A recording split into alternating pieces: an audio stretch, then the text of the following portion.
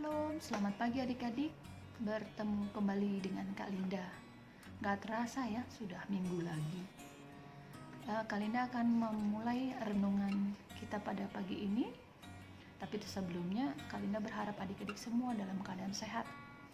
Sehat, bugar, semangat, tetap semangat ya. Walaupun terkadang kebosanan melanda ya, karena sudah beberapa bulan kita melakukan berbagai macam aktivitas kita, baik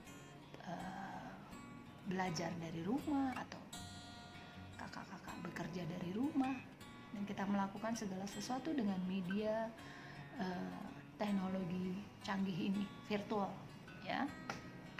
Tapi Kalina berharap tidak mengurangi semangat adik-adik untuk terus belajar, menggapai cita-cita seperti yang Kalina telah sampaikan beberapa waktu yang lalu. Jangan menyerah, terus semangat. Justru dengan adanya kondisi atau keadaan seperti ini, kita dilatih untuk bisa bertanggung jawab. Kita bisa dilatih untuk memprioritaskan apa yang menjadi yang utama dan yang tidak utama. Udah Kalina singgung ya minggu lalu. Oke, kita akan memasuki renungan pada pagi hari ini. Renungan pagi hari ini kita akan ambil dari surat Efesus 1 pasal 3 sampai 14. Siapkan Alkitab kita dari surat Efesus 1 ayat 3 sampai 14 ya. Sebelumnya kita akan meminta pertolongan Tuhan. Mari kita satu di dalam doa. Ya Allah, ya Tuhan kami, Tuhan yang mengkaruniakan kami hidup penuh dengan berkat. Kami mengucapkan syukur kami Tuhan atas berkat karunia dan kesempatan yang boleh kami terima hingga pada minggu pagi ini Tuhan. Kami boleh berkumpul bersama-sama untuk duduk diam, mendengarkan sebagian daripada firman-Mu, untuk memuji dan memuliakan nama-Mu ya Bapa. Tuhan, kiranya Kau mampukan kami Tuhan, khususnya hamba-Mu. Kiranya Kau memberikan kami hikmat pengertian, sehingga apa yang hamba-Mu sampaikan Tuhan, melalui perenungan firman ini Tuhan, mereka beroleh damai sejahtera. Mereka boleh melakukan segala sesuatunya berlandaskan oleh perintah-Mu ya Bapa. Biarlah Tuhan, kehidupan ini Tuhan boleh kami landaskan atas firman-Mu ya Bapa, dan biarlah firman-Mu juga Tuhan boleh menjadi terang bagi jalan kami. Biarlah Tuhan, taruna-taruna-Mu di sini dari Pelkat Persekutuan Taruna GPIB Bethlehem bersama-sama dengan hamba di sini duduk untuk merenungkan sebagian daripada firman-Mu. Terima kasih Bapa. Inilah doa dan ucapan syukur kami di dalam nama anak-Mu Tuhan Yesus Kristus, Tuhan dan Juru Selamat kami yang hidup. Kami sudah ucapkan syukur kami dan doa kami. Amin. Oke, surat Efesus 1 pasal 3 sampai 14 yang menyatakan kekayaan orang-orang yang terpilih. Terpujilah Allah dan Bapa Tuhan kita Yesus Kristus, yang di dalam Kristus telah mengkaruniakan kepada kita segala berkat rohani di dalam surga. Sebab di dalam Dia Allah telah memilih kita sebelum dunia dijadikan, supaya kita kudus dan tidak bercela di hadapan-Nya. Dalam kasih Ia telah menentukan kita dari semula oleh Yesus Kristus untuk menjadi anak-anak-Nya sesuai dengan kerelaan kehendak-Nya, supaya terpujilah kasih karunia-Nya yang mulia, yang dikaruniakannya kepada kita dalam Dia yang dikasihinya.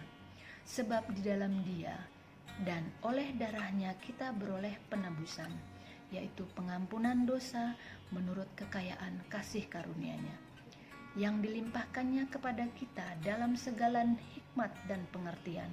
Sebab Ia telah menyatakan rahasia kehendak-Nya kepada kita, sesuai dengan rencana kerelaannya, yaitu rencana kerelaan yang dari semula telah ditetapkannya di dalam Kristus, sebagai persiapan kegenapan waktu untuk mempersatukan di dalam Kristus sebagai kepala segala sesuatu, baik yang di surga maupun yang di bumi. Aku katakan di dalam Kristus, karena di dalam Dialah kami mendapat bagian yang dijanjikan. Kami yang dari semula ditentukan untuk menerima bagian itu sesuai dengan maksud Allah, yang di dalam segala sesuatu bekerja menurut keputusan kehendak-Nya, supaya kami yang sebelumnya telah menaruh harapan pada Kristus boleh menjadi puji-pujian bagi kemuliaan-Nya.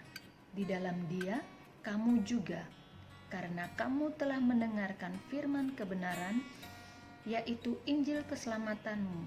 Di dalam Dia kamu juga, ketika kamu percaya, dimateraikan dengan Roh Kudus yang dijanjikannya itu. Dan Roh Kudus itu adalah jaminan bagian kita sampai kita memperoleh seluruhnya, yaitu penebusan yang menjadikan kita milik Allah untuk memuji kemuliaan-Nya. Demikian jauh pembacaan kita. Oke, adik-adik, renungan kita adalah surat Efesus. Adik-adik pasti tahu yang menulisnya adalah Rasul Paulus. Beliau menuliskan surat itu dari dalam penjara yang ditujukan khusus kepada orang-orang, kalau di sana dibilang yang tidak bersunat, itu orang-orang alias orang-orang non-Yahudi. Pada saat itu jemaat di Efesus terjadi perpecahan. Boleh kalian refresh lagi ya, Paulus itu siapa? Sebelumnya dia bernama Saulus. Kalian tahu, pasti biasanya cepet nih teman-teman Tarunajal, adik-adik Tarunajal. Iya, dia adalah pemburu utama Yesus Kristus. Dia mendapat surat kuasa atau izin untuk memburu Yesus dengan pengikut-pengikutnya, dan dia sedemikian berambisi untuk memberantas, bahkan mereka memburu, membunuh agar habis sudah pengikut-pengikut Yesus. Sebelum dia menerima Tuhan kita Yesus Kristus sebagai juru selamatnya, dia menganiaya orang-orang. Kalian bisa bayangkan ya, orang sudah mendapat surat izin kuasa untuk memburu, sampai pelosok manapun Paulus memburunya. Sampai pada suatu ketika, segala atribut arogansi dia sebagai pemburu terbesar luluh lantak ketika Tuhan menemui dia dan berkata, "Akulah Yesus yang kau aniaya itu."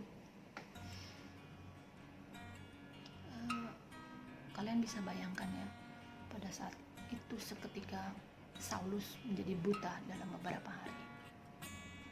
Kemudian titik kulminasi, titik balik daripada Paulus, sehingga dia percaya kepada Tuhan Yesus.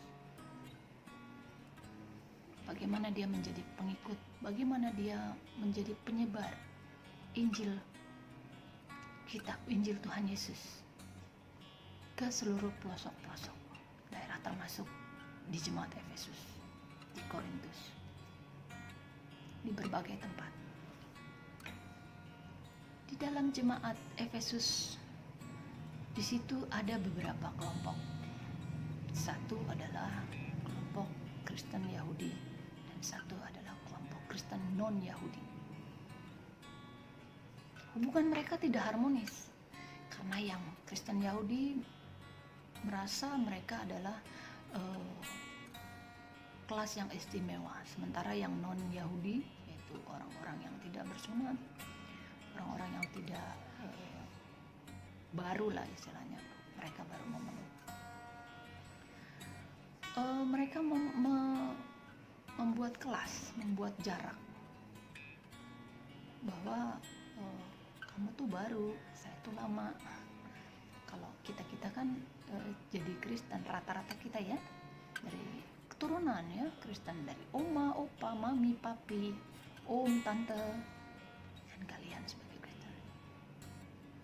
dalam masa ini mungkin ada beberapa orang yang baru menerima Tuhan Yesus, baru menerima Tuhan Yesus sebagai juru selamat. Apa yang harus kita lakukan sebagai orang Kristen, sebagai orang yang sudah dilahirkan kembali, sebagai orang yang sudah ditebus, sebagai orang yang sudah diampuni dosanya? Apakah kita harus memberi jarak kepada mereka? Oh, mereka Kristen yang baru 2 hari, 3 hari, kita sudah puluhan tahun loh.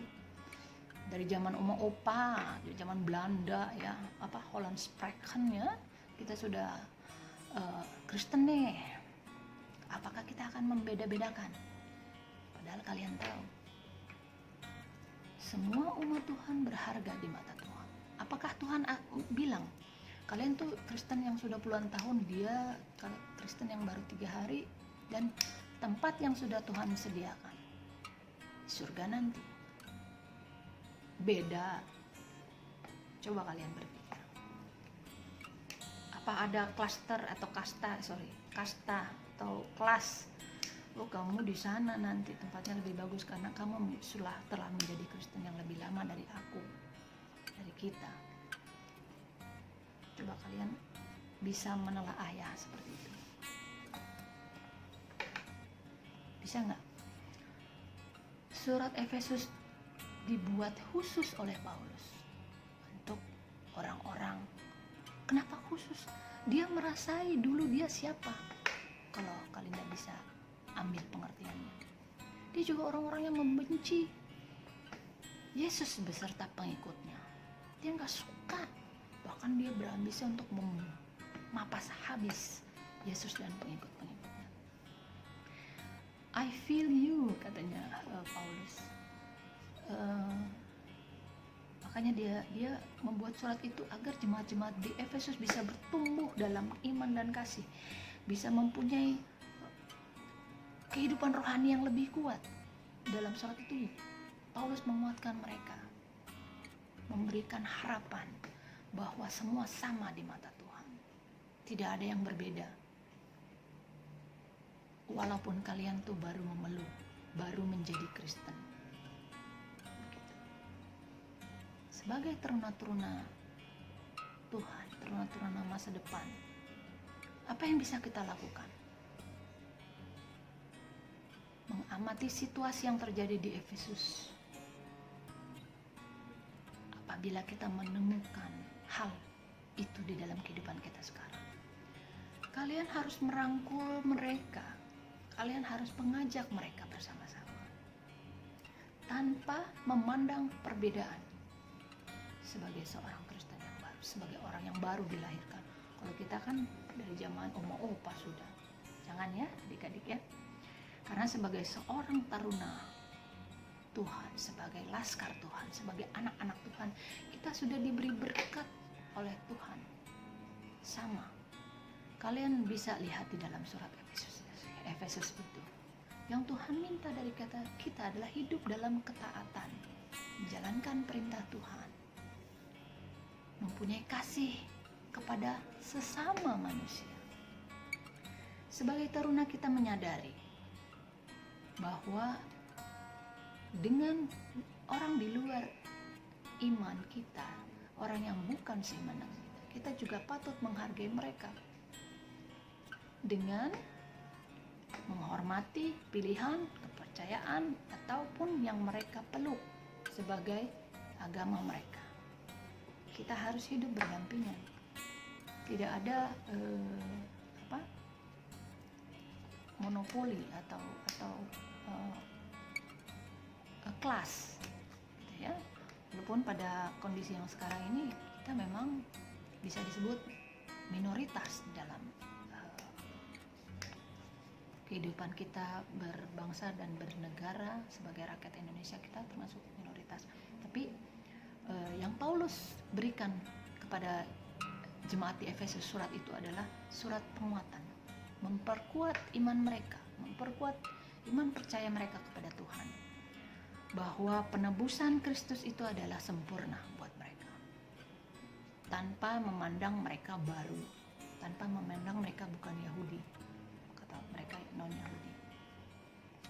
Jadi yang Kalinda bisa sampaikan kepada adik-adik adalah sebagai teruna-teruna kita harus mempunyai prioritas, ya, sebagai orang-orang yang terpilih, the chosen one.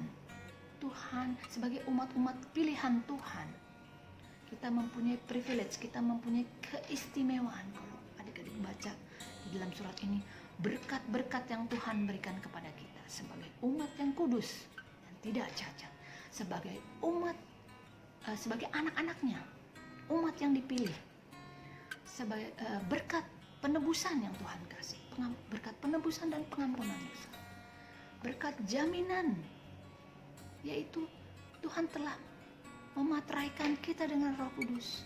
Itu jaminan akan keselamatan sudah Tuhan berikan, bahkan sebelum kita tahu. Sebelumnya Tuhan sudah membuat itu. Tuhan juga sudah menjamin kepada kita, sudah memberikan kepada kita satu kehidupan, mempersatukan kehidupan kita, baik di bumi maupun di surga. Yang Tuhan minta adalah kepada kita semua adalah segala keinginan kita taruhlah di bawah kehendak Tuhan. Dan kalian bisa sebutkan, kehendak-Mu lah yang jadi terhadap kami.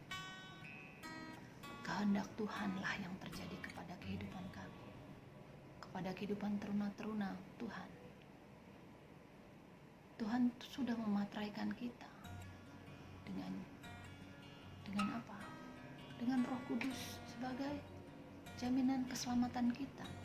Yang Tuhan minta kepada kita, teruna-teruna kita, adik-adik layan, adalah melakukan perintahnya, mentaatinya, hidup harmonis dengan sesama, dengan teman-teman teruna yang lain, tanpa memandang latar belakang dia.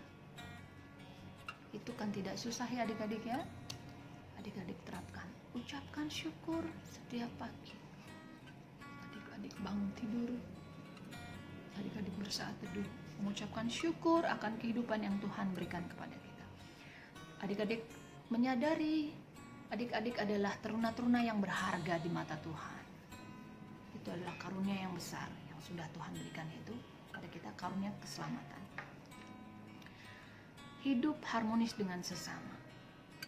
Adik-adik meletakkan segala keinginan adik-adik, doa adik-adik, keinginan adik-adik di hadapan Tuhan, dan berseru, jadilah kehendak-Mu Tuhan atas diriku. Kadang-kadang adik-adik berpikir, aduh, yang aku ingin Tuhan tidak kabulkan. Bukan. Adik-adik, segala sesuatu yang Tuhan berikan pasti yang terbaik. Kadangkala kita yang tidak sadar akan hal itu, termasuk juga Kalinda.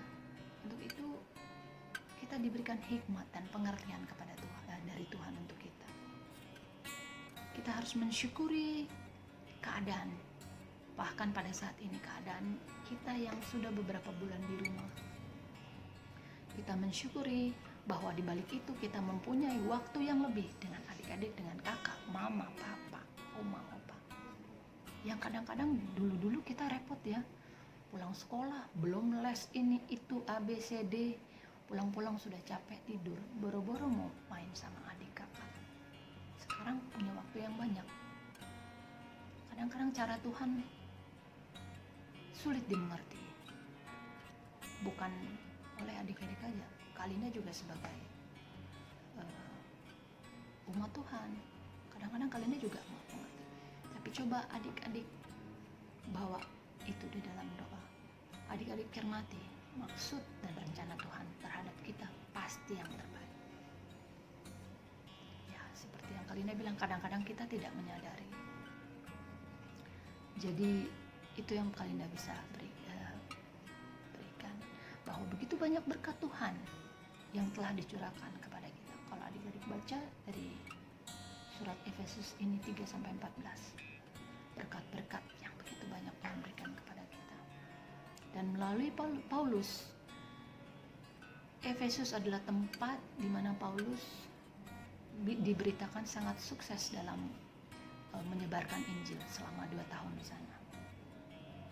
Terlepas dari Paulus adalah seorang yang bukan pengikut Yesus pada mulanya. Tapi setelah itu, dia adalah penyebar Injil, salah satu rasul terbesar di dalam menyebarkan berita keselamatan. Untuk itu, Kalinda sampaikan kepada adik-adik ya, terus semangat, jangan bosan walaupun kita berada di dalam kondisi yang putar ke kamar, ruang tamu, ke dapur, muter-muter di rumah ya. Tapi itu buat keselamatan kita, karena kesehatan adalah nomor satu. Patuhi semua peraturan pemerintah, dengar-dengaran orang tua. Bosan pasti, bukan hanya adik-adik, kakak layan pun merasakan itu. Tapi bukan jadi alasan ya, itu kita bisa melakukan sesuatu. Temuin hal-hal yang bisa bikin adik-adik bersemangat ya. Itu aja yang kalian bisa sampaikan pada renungan minggu pagi ini. Tetap semangat adik-adik ya. Tuhan memberkati kita semua.